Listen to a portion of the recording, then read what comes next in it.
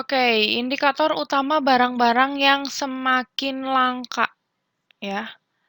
Kalau semakin langka, kita lebih enak pakai bantuan kurva ya. Kita gambarkan dulu kurvanya. Kurvanya adalah kurva permintaan dan kurva penawaran, di mana sumbu horizontalnya adalah Q, sumbu vertikalnya adalah P, price. Di sini titik origin, oke. Kurva demand. Demand itu atau permintaan. Kata kuncinya di min. Kalau di min berarti slope-nya negatif. Kalau slope-nya negatif berarti dia kurvanya semakin turun. Bergerak dari kiri atas ke kanan bawah. Ini kurva demand. Terus kurva supply atau kurva penawaran. Nah, dia berarti slope-nya atau kemiringannya atau gradiennya positif. Kalau positif, kurvanya semakin naik ya. Ini kurva supply. Terus, nah di sini terjadi ke titik keseimbangan atau equilibrium yang pertama, di mana di sini adalah Q1 dan di sini adalah P1, oke? Nah, kita tuliskan sekarang. Barangnya semakin langka. Barang semakin langka, semakin susah dicari ya, barangnya langka. Berarti supply-nya berkurang atau turun. Kalau penawarannya berkurang, maka kurva supply akan bergeser ke kiri. Kalau berkurang ke kiri, kalau bertambah ke kanan ya. Oke. Kita gambarkan kurvanya gimana? Kurvanya nih, geser ke kiri. Dari S1, ini D1 ke S2 ya. Ini geser ke kiri. Nah, membentuk keseimbangan kedua. Nah, di sininya Q2 dan di sininya P2. Oke. Apa akibatnya? Kalau kurva penawarannya geser ke kiri, harganya akan naik. Price-nya meningkat dan Q-nya atau kuantitinya gimana? Akan nih, gesernya semakin mendekati 0. Berarti Q-nya akan berkurang atau turun gitu. Jawaban yang tepat mana? Harganya semakin mahal, benar? Price-nya naik, makin mahal, benar ya? Berarti A, tepat. Terus yang B, coba kita lihat dulu. Peminat dan pembelinya semakin banyak. No, harusnya Q-nya semakin turun ya. Terus yang C, pajak yang dikenakan terhadapnya semakin besar. Kita tidak ngomongin pajak di permintaan dan penawaran. Oke, terus klasifikasinya berubah dari barang primer menjadi sekunder. Kita juga ngomongin jenis barangnya, mau primer, sekunder, atau tersier ya. Kita tidak bahas di situ. Terus pemerintah menjatah kuota pembeliannya. Di sini tidak ada pemerintah, oke? Berarti yang tepat tadi yang A. Oke, sip, paham? Oke.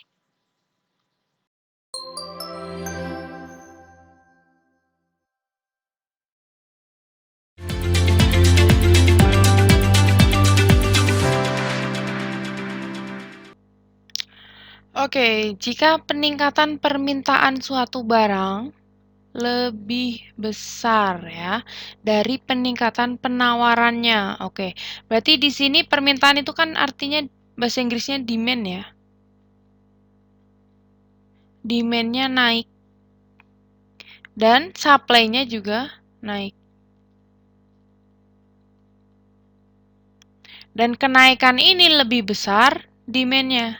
Oke, kita gambarkan dulu ya. Di sini berapa harga keseimbangan dan kuantitas keseimbangan?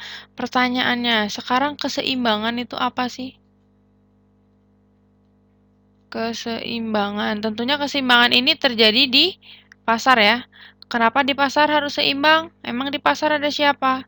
Di pasar itu ada pembeli dan ada penjual. Oke? Nah, pembeli digambarkan oleh kurva demand. Ya, penjual digambarkan oleh kurva supply. Ya, demand itu tadi artinya apa? Permintaan. Dan supply artinya penawaran. Oke ya. Oke, kita gambarkan dulu kurvanya di sini. Oke, di sini key, quantity dan vertikalnya adalah price ya. Oke. Di sini titik 0 atau titik origin. Nah, kurva permintaan gimana bentuknya? Kurva permintaan itu kata kuncinya di min. Ya. Kalau min berarti slope-nya min, negatif. Kalau slope-nya negatif berarti kurvanya semakin turun, bergerak dari kiri atas ke kanan bawah. Ini demand. Dan kalau supply, slope-nya dia positif, naik. Ini supply. Kita sebut ini supply pertama, demand pertama, dan di sini bertemulah mereka. Titik equilibrium 1 ya. Dimana di sini adalah P1-nya dan di sini adalah Q1. Oke ya. Nah, di sini demand-nya naik. Nah, kalau meningkat itu gesernya ke kanan ya. Demand-nya geser ke kanan tapi pergeserannya lebih besar demand daripada supply. Oke, kita gambarkan. Di sini demand-nya geser ke kanan. Ke D2 di sini. Gesernya nih sebesar. Nah, supply-nya juga bergeser. Supply-nya bergesernya sedikit. Nah, misalkan segini ya, lebih sempit. Ke S2 ya. Terbentuklah keseimbangan baru. Keseimbangan baru di sini nih, di sini. Keseimbangan kedua. Gimana keseimbangan keduanya? Keseimbangan keduanya ternyata Q-nya meningkat dan harganya gimana? Oke, harganya juga meningkat gitu ya. Oke, keseimbangan baru di sini. Q-nya jadi naik, kuantitinya naik, dan P-nya juga naik. Oke, paham? Jawabannya yang mana? Harga keseimbangannya naik, kuantitas keseimbangan naik. Oke, jawabannya yang A, gitu ya. Sip.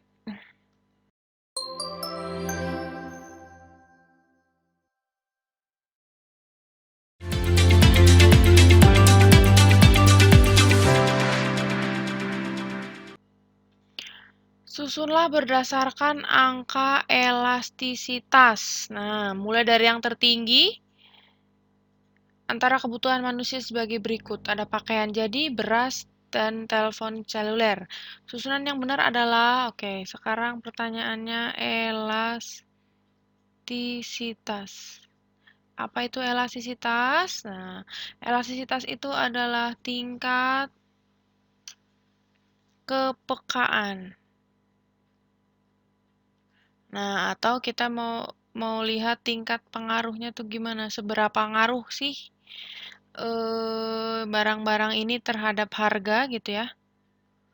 Atau pengaruh. Nah, rumus dari elastisitas rumusnya adalah persentase perubahan kuantiti dibagi persentase perubahan harga ya. Nah, hasil dari perhitungannya itu 0 sampai 1. Oke. Nah, hasilnya 0 sampai 1. Oke, kita langsung aja ya. Kalau kurang dari 1, itu adalah, jadi kalau kurang dari 1 itu harga tidak terlalu berpengaruh. Ya. Kalau kurang dari 1 hasilnya, harga tidak terlalu berpengaruh. Ini adalah untuk barang normal. Barang normal atau barang kebutuhan pokok.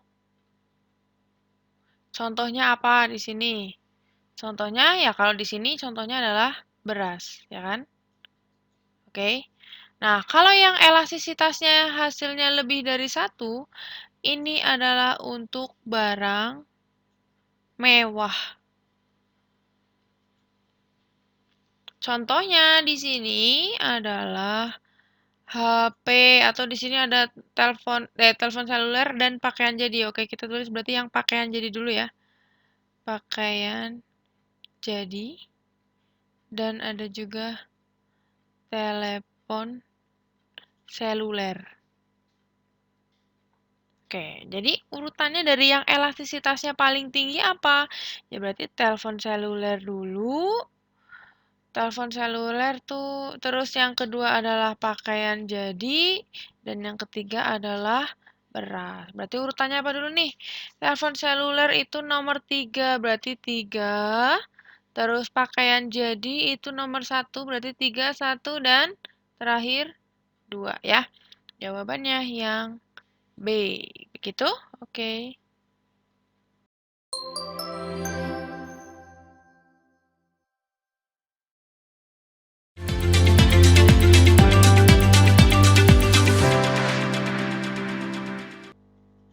Oke, kendala yang dihadapi produsen untuk mengelola faktor produksi digambarkan oleh kurva apa? Ya, di sini yang tugasnya mengelola faktor produksi adalah produsen, ya. Oke, dan kurvanya yang milik produsen, yang pertama ada isokuan, yang kedua ada isokos, dan satu lagi ada kurva PPC atau Production Possibility Curve atau disebut juga dengan kata PPF, di mana ini PPF adalah Production Possibility, F-nya artinya adalah frontier atau batas ya. Nah, kalau yang budget line ini kurvanya milik konsumen yang menggambarkan anggaran konsumen dalam mengonsumsi barang. Oke. Dan kurva angel menggambarkan pendapatan konsumen dalam mengonsumsi barang, gitu ya. Oke, yang sekarang akan kita bahas adalah kurvanya yang miliknya produsen. Oke. Yang pertama atau yang A ada yang disebut dengan isokuan dulu ya. Isokuan.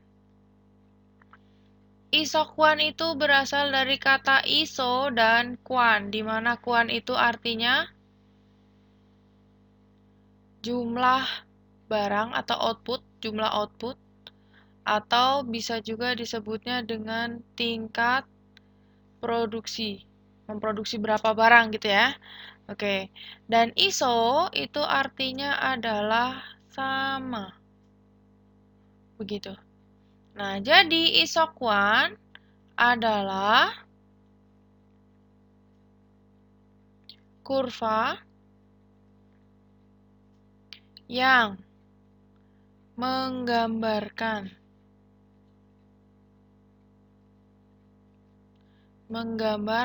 kombinasi. Kombinasi apa? Kombinasi penggunaan faktor produksi dengan ini, tingkat produksi yang sama. Tingkat produksi yang sama. Yang sama. Oke? Nah, terus yang B ya. Yang B ada isokos. Berasal dari kata iso dan kos. Kos itu artinya biaya. Nah, tentunya kalau di sini milik produsen, biayanya adalah biaya produksi, gitu ya. Dan iso ini sama. Nah, oke, langsung aja. Berarti isokos itu apa? Kurva yang menggambarkan sama kombinasi penggunaan faktor produksi dengan biaya produksi yang sama, gitu ya. Oke, kita lanjut di sini nggak apa-apa. Oke. Di sini batas. Nah, di sini untuk membahas yang C. Yang C adalah kurva PPC. Apa itu kurva PPC? Production Possibility Curve. Kurva kemungkinan produksi. Bahasa Indonesianya kurva kemungkinan produksi. Nah, PPC, kurva kemungkinan produksi. Berarti pengertiannya apa nih? Kurvanya milik produsen kan? Berarti di sini kurva yang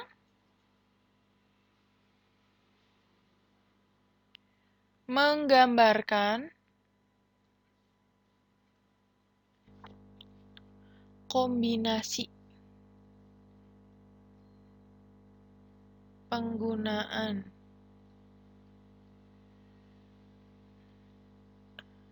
faktor produksi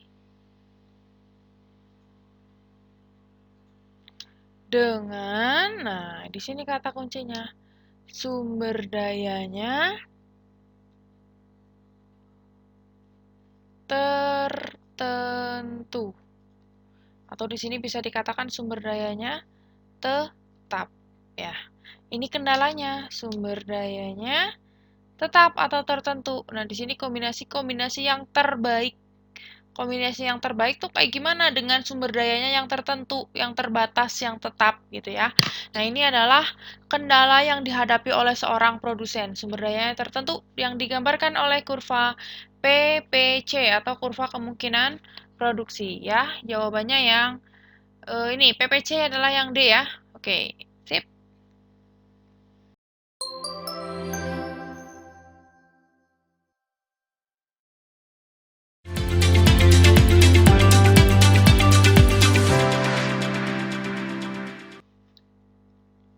Oke, pernyataan yang paling tepat berkaitan dengan biaya produksi.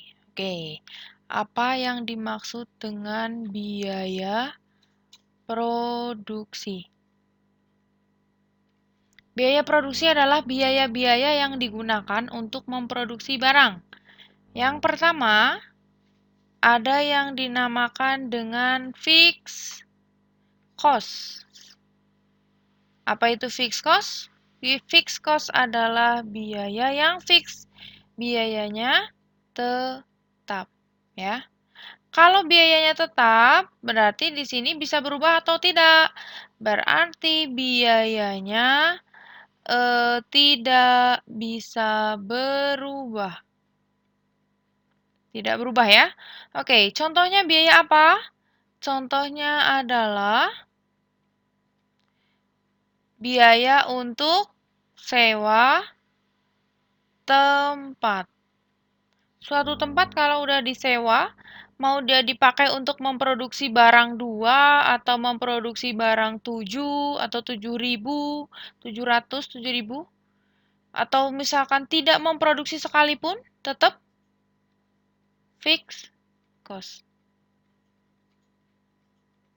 Sama biayanya. Gitu ya, karena udah fix, tidak bisa berubah. Gitu. Jadi tempat sewa kalau udah disewa, mau dipakai atau enggak tetap bayarnya sama kan? Gitu kan, oke.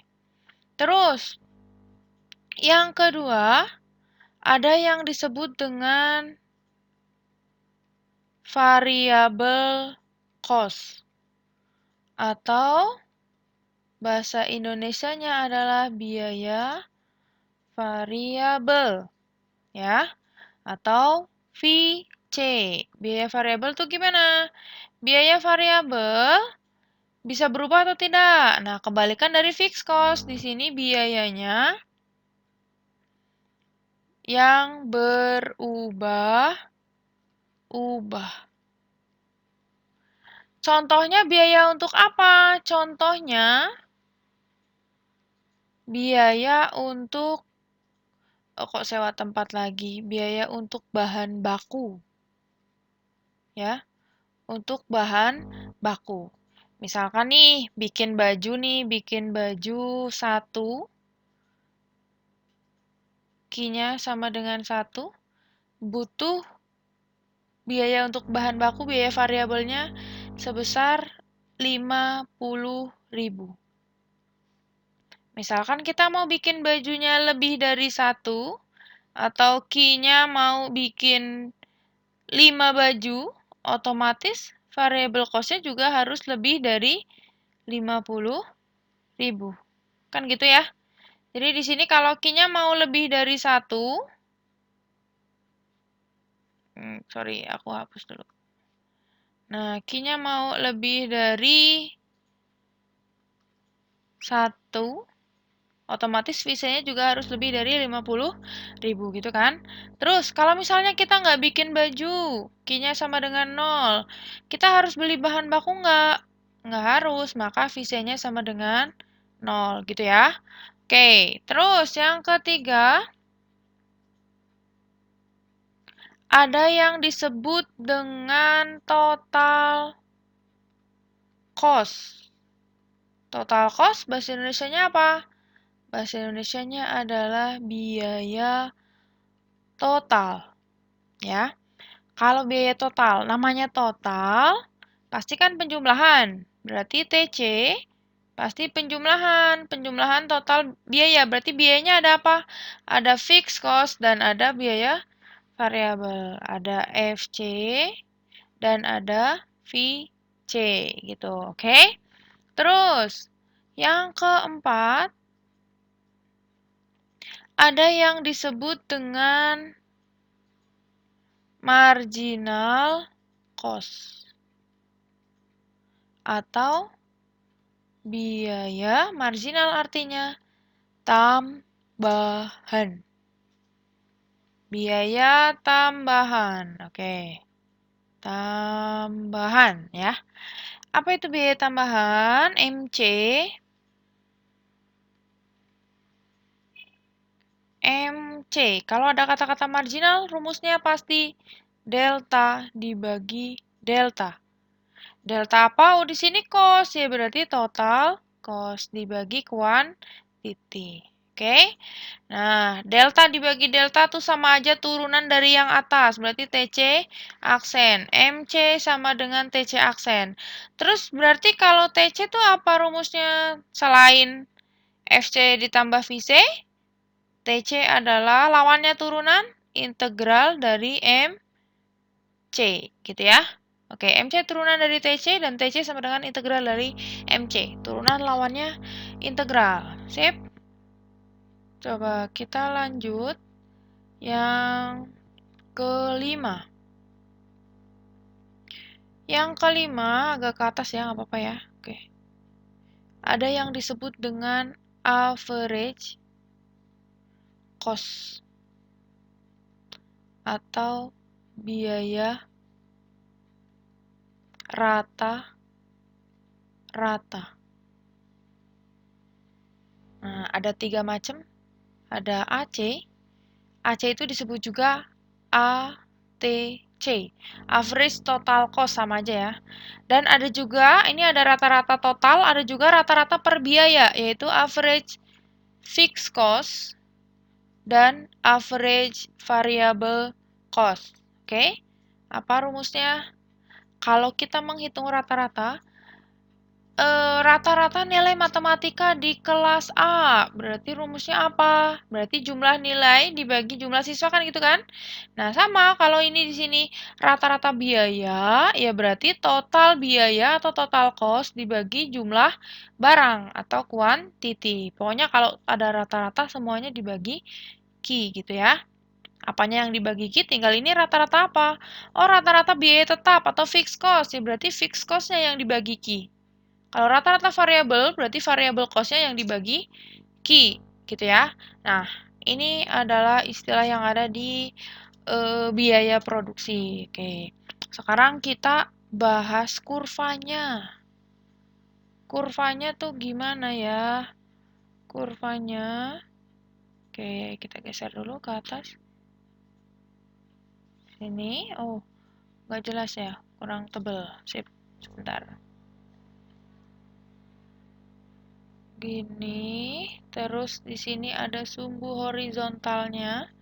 Di sini horizontal quantity dan vertikalnya adalah cost. Kita gambarkan dulu dari yang fixed cost. Dia biayanya selalu tetap.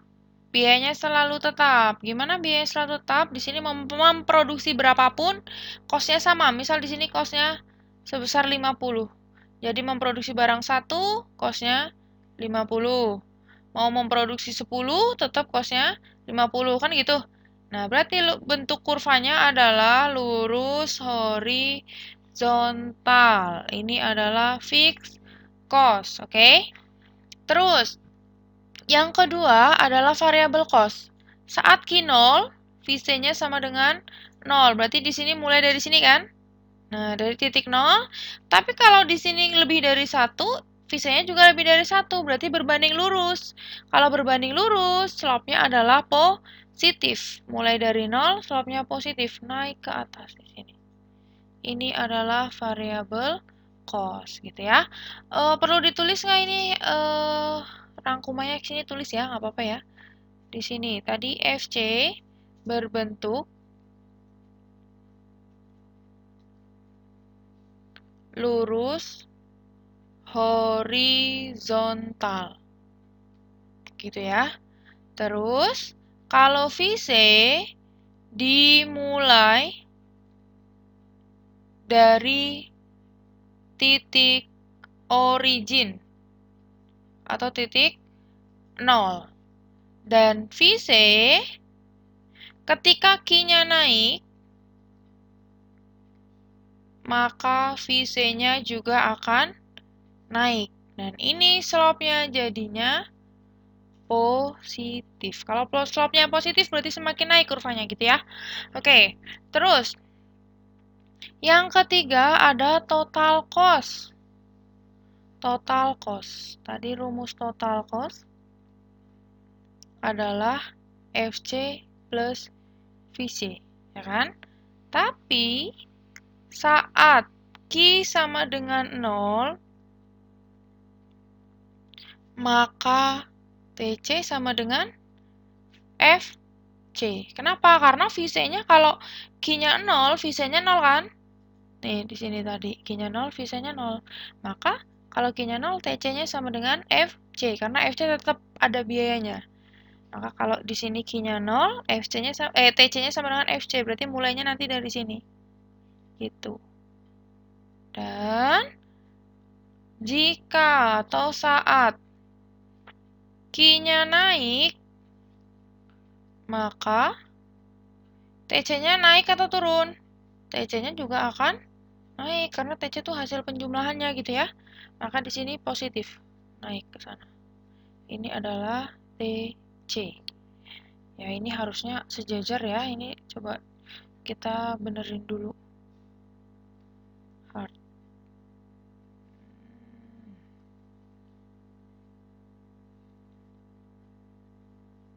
TC.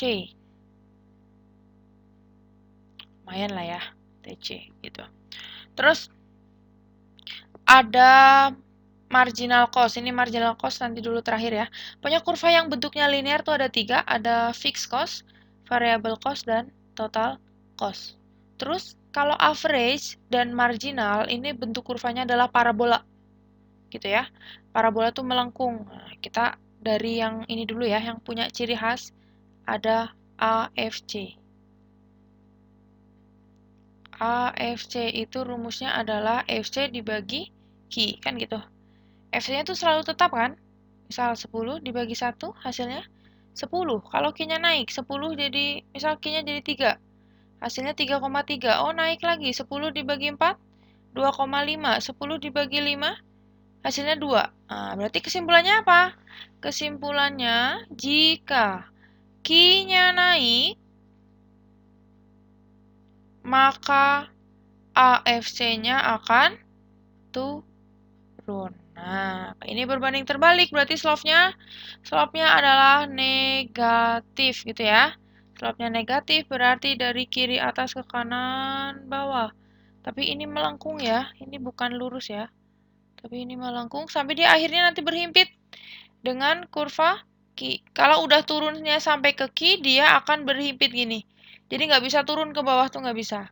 Nah, ini kurva A, F, C. Gitu, oke? Ini parabola ya, melengkung ya. Oke. Terus, berarti ada yang belum nih. A, C, dan AVC. Nah, kalau ini total,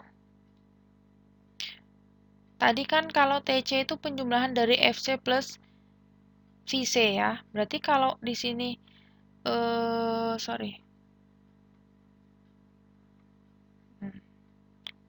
Naikin lagi, oke. Nah, jadi kalau average cost atau average total cost itu juga hasil penjumlahan dari rata-rata masing-masing biaya.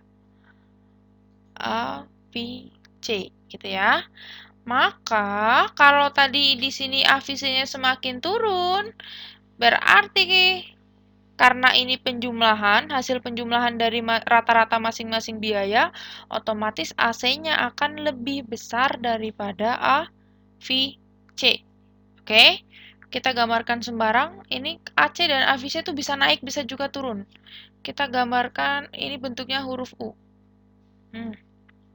Nah, yang di atas adalah AC, yang di bawahnya adalah AVC. Ini garis sembarang ya, kalau ada angkanya lebih kelihatan bentukannya gitu. Ini pokoknya bisa turun, bisa naik, bisa turun, bisa naik. Nah, terus MC gimana? Kalau MC itu akan naik melewati titik minimum dari AC dan AVC. Ini MC, oke? Apa tadi? Oke. Di sini kita tulis lagi. MC akan memotong kurva AC dan AVC di titik minimum atau titik terendah. Gitu.